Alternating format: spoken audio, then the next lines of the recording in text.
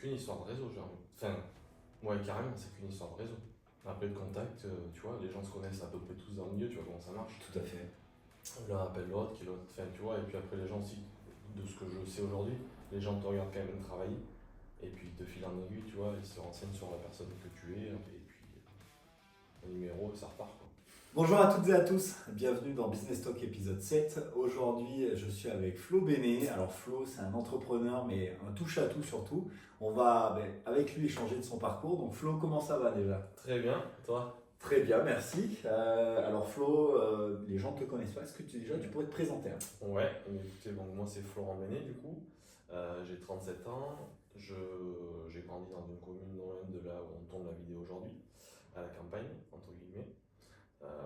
Puis voilà, j'ai une sœur, une grande sœur qui a 40 ans, et puis voilà, tout simplement. D'accord. Et alors on va aller sur le côté pro de suite. Ouais, J'ai dit que tu étais un touche-à-tout. exact. Ton parcours a été riche. Est-ce que tu pourrais nous en parler un peu? Oui, éventuellement. Alors en fait, ce qui se passe, c'est que moi, en fait, j'ai commencé à travailler directement à 18 ans. J'ai eu un parcours scolaire assez rapide.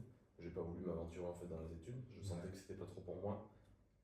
Du coup, j'ai attaqué directement à 18 ans, donc de l'intérim, classiquement. Usine, beaucoup de manutention, beaucoup de bâtiments aussi.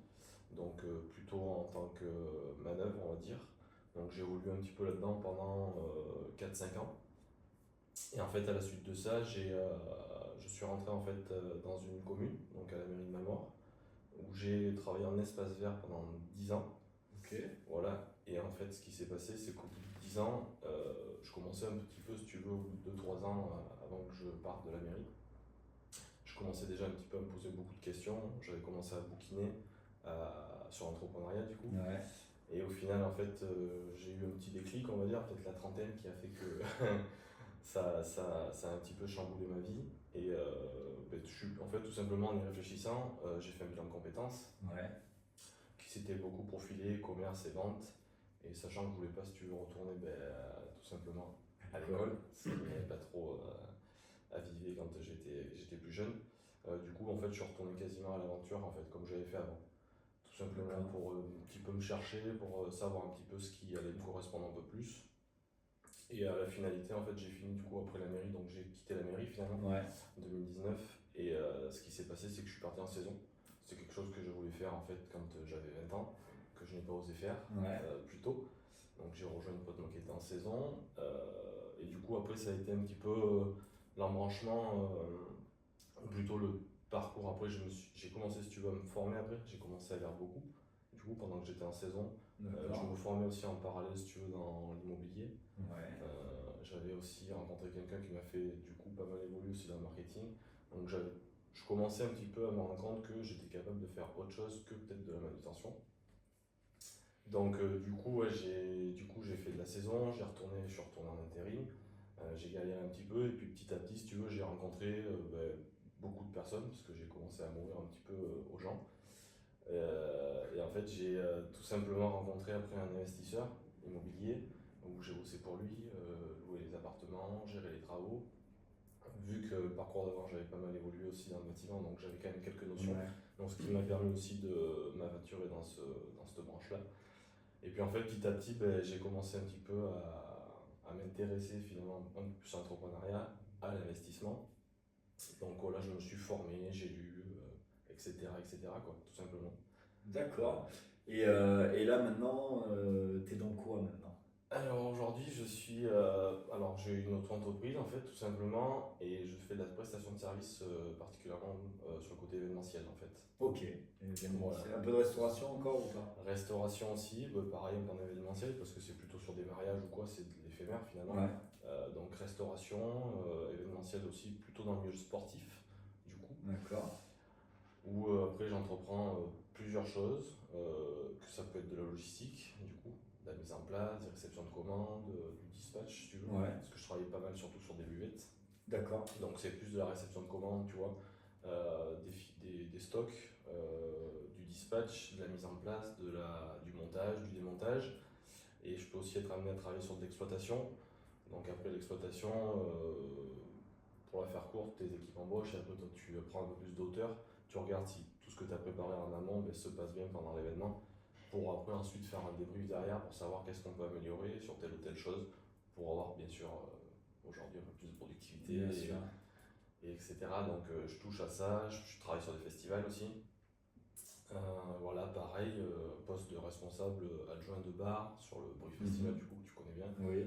Malmort, plus sur la partie bénévole et montage aussi. Voilà, je fais pas mal de choses, j'ai fait les JO, tu vois, enfin, voilà.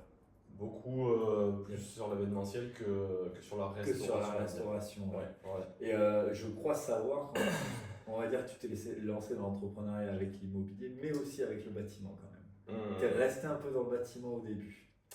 Je suis resté dans le bâtiment au début, parce que j'avais une autre micro, exact. Ouais. J'avais une autre micro au départ où je travaillais tout simplement pour des amis à moi qui avaient une boîte, deux boîtes en fait séparées, maçonnerie et TP, parce que voilà, ils savaient que j'avais quand même gratté là-dedans, même si c'est pas mon fer de lance, on va pas se mentir. On va pas se mentir, mais voilà, manutentionnairement parlant, et puis bon, moi j'ai évolué aussi dans le milieu grâce à ce que j'ai pu faire en perso, avec ma maison, mon appartement, tu vois. Et sachant que j'ai pas mal de potes qui grattent là-dedans, j'ai toujours, enfin je suis curieux, tu vois, même si manuellement parlant, c'est pas non plus le luxe, on va dire, j'ai beaucoup appris d'eux en fait. Oui, Donc d'accord. oui, j'avais cette partie-là aussi sur lequel j'ai pu forcément après avoir des notions au jour d'aujourd'hui là-dedans, quoi. Tu as touché pas mal de secteurs. Ouais. Qu'est-ce que tu en as retiré justement de tous ces secteurs?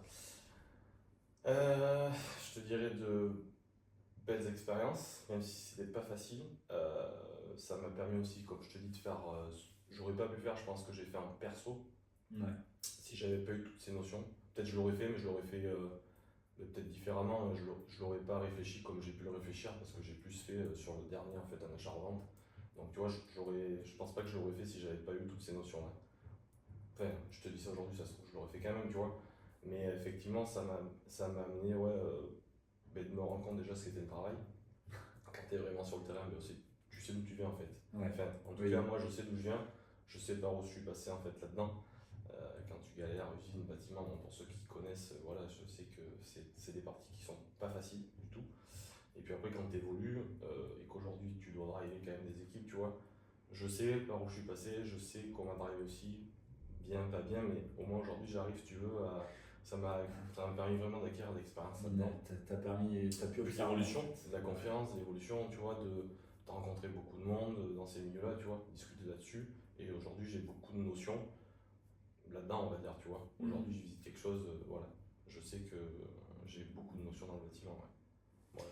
Et maintenant, là, justement, on va repartir sur l'événementiel. Qu'est-ce qui te plaît le plus dans l'événementiel? L'humain.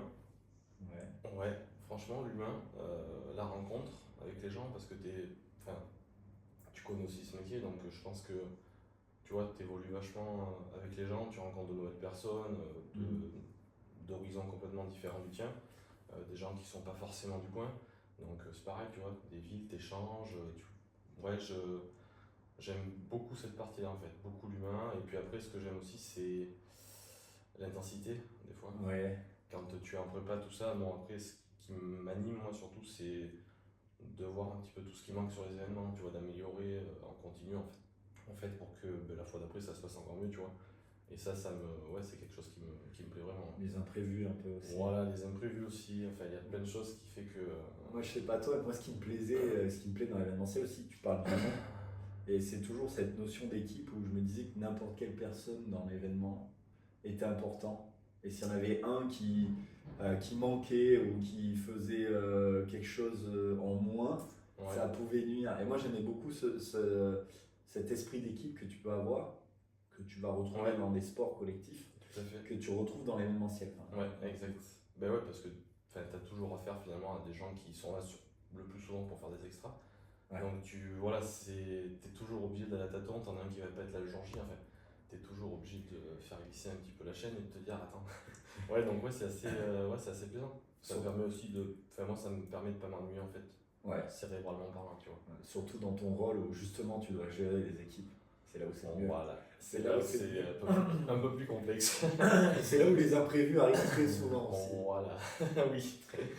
Moi j'ai toujours adoré ça, les imprévus, parce qu'en fait, un événement, si tu as bien préparé avant, normalement, tout est censé rouler, mais comme dans tout événement, Comme dans tout événement, tu as toujours des blagues. il y a toujours des imprévus. Mais en fait, si on n'avait pas, on s'embêterait presque. Le problème, c'est ça, en fait, tu te dis, attends, mais l'événement est lancé. Enfin, tu vois, non, il y a toujours quelque chose, en fait. Enfin, quoi qu'il arrive, tu peux pas le préparer, je pense, parfaitement à 100%. Ouais, Et aussi, c'est ce qui te permet, du coup, de te voir que tu peux te débrouiller, en fait, à l'instant T, tu vois. Les coups de fil, les machins, les contacts, enfin, tu vois, c'est ce qui te permet justement de déverrouiller l'événement pour que finalement, les festivaliers ou les gens qui viennent après sur des matchs comme nous, je suis au sein du club, tu vois, les gens ils voient pas tout ça, mais au moins ça te permet de te dire on dépanne en 2 minutes, personne n'a rien vu tout à fait. et ça continue. Quoi. C'est ça. Oui, le Ça but, te, c'est ça ça. t'arrête pas un événement pour si peu. C'est ça. Voilà. Et pourquoi, après tout ton parcours, tu as choisi d'un seul coup l'événementiel? En fait, j'y suis allé tout simplement, mais vraiment, j'ai jamais trop su en fait ce que je voulais faire dans ma vie. Mais j'y suis allé en fait tout simplement, a fortiori, de toucher en fait à ça. J'ai commencé en fait en extra moi, au départ, au sein des buvettes, donc serveur classique. Et au final, en fait, de fil en aiguille, des rencontres, tu vois, des échanges. Et puis surtout, ce qui m'amène aujourd'hui à ça, c'est aussi peut-être la liberté, tu vois. Je suis assez libre dans ce que je fais, même si bien sûr on travaille toujours pour des prestataires, tu vois, je travaille pour des prestataires, mais c'est cette partie un peu liberté qui m'épanouit aussi aujourd'hui, tu vois, dans ces milieux-là. Et en fait, j'y suis allé, je me suis pas trop posé la question, j'y suis allé de fil en aiguille en fait. Ça s'est imbriqué comme ça, une personne m'en a fait rencontrer une autre, Ouais, j'ai été démarché par d'autres qui m'ont. Enfin, tu vois. Et finalement, de petit à petit, je suis arrivé dans ce milieu, aujourd'hui j'y suis et j'en suis bien content. Et je sais pas de quoi il fait demain, mais en tout cas pour l'instant j'évolue dans ça. Et puis tu vois, enfin, j'évite de me prendre trop la tête. J'essaye de vivre le moment présent et puis après, écoute, il se passera ce qui se passera dans les années qui suivent, mais pour l'instant, tout va bien. comme quoi dans l'entrepreneuriat événementiel, le réseau, le réseau c'est important. Là Ouais. c'est qu'une histoire de réseau pour toi, presque Ouais. pour ton évolution, on va dire. C'est qu'une histoire de réseau, genre. Enfin, ouais, carrément, c'est qu'une histoire de réseau. Après le contact, tu vois, les gens se connaissent à peu près tous dans le milieu, tu vois comment ça marche. Tout à fait. L'un appelle l'autre, qui l'autre, enfin, tu vois, et puis après les gens aussi, de ce que je sais aujourd'hui, les gens te regardent quand même travailler, et puis de fil en aiguille, tu vois, ils se renseignent sur la personne que tu es, et puis un numéro, et ça repart, quoi. Voilà, tout simplement. Totalement. Ouais. Maintenant parlons d'entrepreneuriat en général. Ouais. À quel moment tu t'es dit c'est ce qu'il me faut? Est-ce que je me le suis vraiment dit? Je ne sais pas. C'est ce qu'il me faut dans le sens où, ce que je te disais tout à l'heure, plus c'est dans le sens sur le format liberté, tu sais. Ouais. C'est ça, par contre, c'est le format qu'il me faut. T'as senti un mal-être quand t'étais, enfin un mal-être ou comme si t'étais emprisonné quand t'étais à la mairie, il y a eu quelque chose comme ça quand t'étais employé? Non, finalement, alors pas tant que ça, pas à la mairie, mais si tu veux, moi j'aime bien, quand tu es dans ce genre de structure, si tu veux, les idées que tu peux donner, t'as pas trop ton mot à dire, on va dire, entre guillemets. Mais ce qu'il y a, c'est qu'au niveau de l'événementiel, chaque personne a besoin de s'apporter quelque chose, je trouve, tu vois. Donc au final, les idées, tu peux donner une idée à un, et tu vois, les gens t'écoutent beaucoup plus Tout à fait. que dans les milieux où je pouvais être avant. L'usine, tu vois, l'usine c'est classique, usine, tu fais un bâtiment, oui. enfin, Travailler la chaîne, tu vois ce que je veux dire. c'est oui. Et la mairie, c'était un petit peu pareil. J'étais pas personne m'embêtait, si tu veux, mais j'avais beaucoup d'idées quand même sur l'évolution pour faire un peu, pour travailler différemment, tout simplement. Et t'es pas trop écouté parce qu'il faut faire comme ceci, comme cela, tu vois. Donc j'ai senti que ouais, j'avais peut-être besoin d'indépendance à ce moment-là, tu vois. C'est pour ça que de fil en aiguille, en fait, le mot liberté me correspond pas trop mal, on va dire. Ouais, c'est vrai qu'il y a beaucoup de gens qu'on rencontre qui sont entrepreneurs, qui sont devenus entrepreneurs après être employés, en tout cas salariés, qui te disent en fait le manque d'écoute, le manque de considération qui est assez présent. En fait, c'est vraiment le côté moi je suis patron, toi t'es employé, tu vas écouter. Exact. Et il y en a beaucoup, à chaque fois, dès qu'ils viennent entrepreneurs, ils n'ont pas ça. Et on va dire qu'il y a une difficulté là-dessus des fois. Tu rencontres des gens, tu vois, qui sont beaucoup plus ouverts, je trouve. Oui. Tu vois, à l'échange, à la discussion, à se poser. Alors pas tous, tu vois, mais la plupart, si. Pas tous, entrepreneurs. c'est ça. Non mais tu vois ce que je veux dire. Oui. Pour toi qui es aussi entrepreneur, tu vois, les gens sont quand même beaucoup plus attentifs à ce que tu vas amener en fait. On va dire qu'il y a les entrepreneurs qui veulent évoluer, ils ont toujours ce côté où ils vont écouter partout. Ouais. Même juste une personne qui va commencer, il va quand même essayer d'écouter pour apprendre Ouais, et comprendre, tu vois. se comprendre et se dire il y a peut-être quelque chose de mieux Mm. encore que je peux aller chercher à côté, en fait, Ouais. pour toujours évoluer. Ça, c'est très bien. Et justement, ça me fait penser à une autre question pour toi, c'est, là, on vient de parler d'une des qualités de l'entrepreneur, c'est pour toi, quelles sont les qualités qu'un entrepreneur doit avoir? Euh, je te dirais la patience. Ouais, Ouais, la patience. Parce qu'au final, quand tu démarres là-dedans, enfin, pour ma part en tout cas, tu sais, j'étais un peu pressé, tu vois. Tu sais pas sur quel pied tu vas danser au départ tout à fait. pour la clientèle, donc je te dirais qu'il faut être patient. Ouais, ouais, assez patient parce qu'après tu te rends compte que finalement les choses elles arrivent dans la continuité. Si tu amènes quelque chose de bien sur le terrain, ça en découle. Euh, de la persévérance aussi, je trouve, parce que bon, mais dans ces métiers-là, il faut toujours de la persévérance pour pouvoir avancer. Ça va pas marcher du premier coup. Ça va pas marcher du premier coup, on est d'accord. Et qu'est-ce que je te dirais? De l'honnêteté aussi avec les gens, de l'honnêteté déjà envers toi-même et puis envers les gens pour qui tu bosses, tu vois, qu'il n'y ait pas de blague. Je suis assez cash dans ce que je fais, dans ce que je suis, dans qui je suis en tout cas. Donc ouais, je te dirais de l'honnêteté et puis adaptabilité. Ouais, adaptabilité, ouais. Surtout dans l'événementiel. Surtout dans l'événementiel. Enfin voilà, mais bon, je pense que dans n'importe quel milieu, quand t'es entrepreneur, il faut s'adapter à n'importe quelle situation parce que dans l'événementiel ou autre, je pense que dans les entreprises ou n'importe quoi, tu as toujours des blagues, donc il faut savoir rebondir, pas dans la minute, mais bon, suivant les milieux, mais je pense dans l'heure qui suit ou quoi, faut s'adapter, ouais, beaucoup. Bah, surtout, moi, il y en a deux qui m'ont marqué parce que je trouve que je m'identifie beaucoup à ça, c'est la patience et la persévérance. Ouais. Tu es d'accord avec moi, ça marche pas dès le premier coup?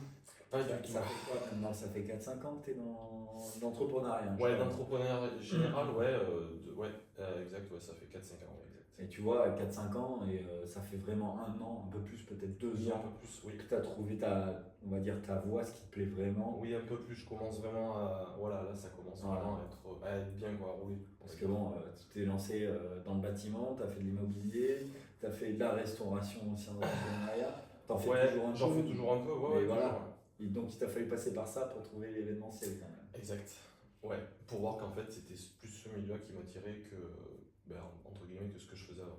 Qu'est-ce que tu dirais aux gens justement qui sont toujours là en train de dire, ils viennent de monter leur boîte et ils se disent ah ouais mais ça n'a pas marché, j'ai contacté des personnes, bah, au final ça le fait pas, ce sera pas mes clients. Recommencer. Ouais. Ouais, recommencer. Et puis je pense qu'il faut pas avoir peur d'échouer. Parce que ce qui te fait échouer finalement te fait progresser, je trouve. Donc ouais, recommencer et puis peut-être des fois c'est des réglages, tu vois. Peut-être que tu es parti sur un truc et au final c'était peut-être pas le bon, tu as contacté les mauvais clients, faut peut-être te diriger vers autre chose. Tu vois, je pense qu'il y a d'autres pistes pardon, à exploiter, mais ouais, faut pas hésiter en fait à recommencer en fait tout simplement. Ouais. Si vraiment c'est ce qui te correspond, parce que souvent un peu tu sais bien commencer là-haut. Tu te dis bah je me suis planté, tac tac, et ça va pas le faire, de toute façon je suis pas fait pour ça. Et tu vois, après tu t'endoctrines en fait avec ça, et finalement non, je pense qu'il faut. Mais faut aussi avoir un bon entourage, tu vois. Je pense qu'il faut que autour de soi, il y ait des gens qui te poussent à aller vers ce que tu veux aller, tu vois. Ou du moins qui te soutiennent en tout cas. Bah, toi, l'entourage, il a été quand même primordial. Ah oui, et il est toujours. Il a été et puis il est toujours, tu vois, parce que enfin, quand tu es entrepreneur, tu peux pas être au 100% de ta forme tous les jours. Bien sûr. Tu as des moments ou des périodes où tu es peut-être un petit peu moins bien, et puis voilà, tu as toujours des gens avec qui tu bosses et qui te relèvent tout le temps, tu vois, qui te disent allez, c'est bon, aujourd'hui ça va, demain ça ira mieux. Enfin, donc je pense que ouais, l'entourage il fait beaucoup. Ouais, même, alors là, tu as parlé d'entourage professionnel, mais même perso, je pense. Ouais, toi, de ton côté, tu as réussi à, on va dire, à créer des relations avec des personnes qui justement t'apportent. Ouais, exact. Et à qui tu apportes aussi, en fait. Oui, avec les gens qui m'entourent, ouais, on est assez complémentaires. Quand l'un va pas, tu vois, enfin l'autre est là. Enfin, c'est toujours un petit peu comme une partie de ping-pong, on va dire, tu vois. Tout à fait. Mais ouais, je trouve que ça c'est important en fait d'avoir des gens comme ça autour de soi pour avancer en tout cas. C'est donc clair. n'ayez pas peur de recommencer. Alors, tu en as parlé, tu as lu pas mal, donc je pense, moi je sais que tu as fait pas mal de développement personnel à une époque de ta vie. Oui. En quoi ça a pu t'aider au niveau pro et même, je dirais, perso? Écoute, ça m'a apporté déjà beaucoup de bien-être, on va dire, mental, Ouais. tu vois. parce que finalement, après, quand tu évolues ou quand tu es beaucoup plus jeune, suivant ce qu'on te met un petit peu dans la tête, le parcours que tu as, suivant dans les boîtes dans lesquelles tu passes, des fois on ne dit pas que, tu vois, la gratification, tu n'y penses pas forcément.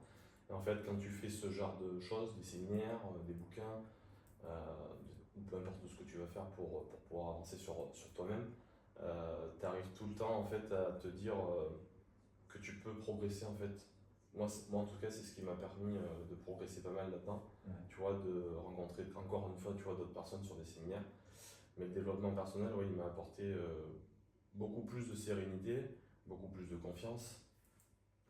Ouais, c'est quelque chose qui est très positif pour moi, ça, et je continue d'ailleurs à le pratiquer, que ce soit en bouquin, que ce soit dans ma pratique sportive, tu vois, beaucoup de yoga qui me permet de me relaxer, de me ressourcer, méditation, tu vois. Enfin, Ouais. aujourd'hui, j'ai trouvé quelque chose qui me correspond et qui fait partie aussi de mon développement personnel, que ce soit pour le pro ou pour le perso. Ça me permet de me rééquilibrer en fait, tout simplement. Et tu penses que vraiment tout le monde devrait faire du.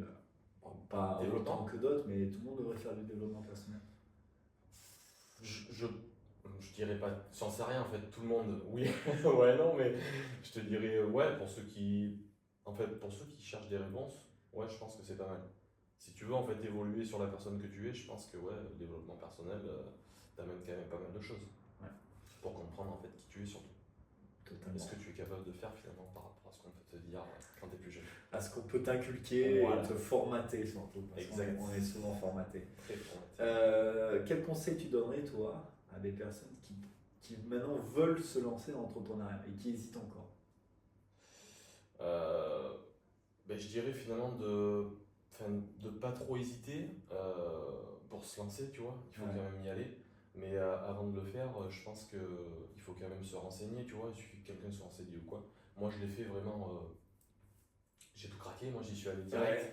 Parce que bon, mais moi j'étais seul, tu vois, j'avais rien, j'avais pas de famille et tout à côté. Donc je dirais à ceux qui sont beaucoup plus, qui étaient à une famille ou etc., tu vois, j'irais de prendre le temps de se renseigner, de prendre des contacts, d'appeler si quelque chose t'intéresse par rapport à ce que tu fais aujourd'hui, tu vois. Juste de prendre des contacts, en fait, du renseignement. Et en fait, petit à petit, tu vois, ça va te permettre de te mettre d'autres pièces de cheveux dans la tête. Ouais. Et finalement, de te dire, bon, mais finalement, je peux peut-être démarcher telle ou telle personne pour peut-être pouvoir me lancer dans quelque chose aujourd'hui qui me fait beaucoup plus rêver, en tout cas, que ce que je fais aujourd'hui. Donc, je dirais, ouais, il faut pas hésiter, en fait, à se renseigner. Puis, il faut pas avoir peur, il faut y aller, quoi. Voilà. Ok. Et alors, dernière question, est-ce que tu peux. On repart sur l'événementiel. Est-ce que tu peux nous donner quelques anecdotes sympas? Parce qu'il y en a toujours. Ouais, il y en a, ouais, il y en a toujours. Ah oui, il y en a toujours, ouais. Bah écoute, je te dirais quoi? Je te dirais bah, la dernière fois, tout simplement avec un pote, galère, tu vois, pour faire livrer une tireuse, tu vois, sur un événement. Ouais. On l'a roulé, du coup, tout simplement d'un point A à un point B nous-mêmes. On n'a pas chargé dans le camion parce que ça pèse une tonne. Donc, enfin, une tonne, pour parler. Mais du coup, on a roulé sur le trottoir, à arrêter les voitures, tu vois, pour passer d'un côté à l'autre. On a fait 2 km comme ça. Ah, il est bien. Voilà, tu vois, sur la route. Ouais, c'est des. Oui, j'en ai pas mal. Les soirs de match, je vais en avoir. Ouais, les soirs de match, il y a quelques péripéties, tu vois, que, qui t'arrivent, mais, ou sur des événements, tu vois. Des conneries qui te claquent sur le moment et t'es obligé, tu vois, de te dépanner, de scotcher, Ouais. tu vois, un appareil pour que ça MacGyver. fonctionne, MacGyver, enfin, tu vois. J'en aurais beaucoup à raconter.